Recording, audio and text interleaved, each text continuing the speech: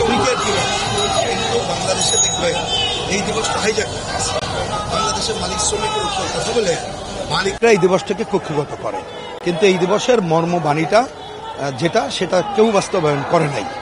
একটা ছোট উদাহরণ দিয়ে বলা যায়, আমাদের সংবিধানে কিন্তু যেই শ্রমিক মেহনতি মানুষকে শোষণ মুক্তির কথা বলা হয়েছে, কিন্তু আমাদের এই দেশে শ্রমিক শ্রেণীর জন্য জাতীয় ন্যূনতম মজুরি এখন ঘোষিত হয় নাই।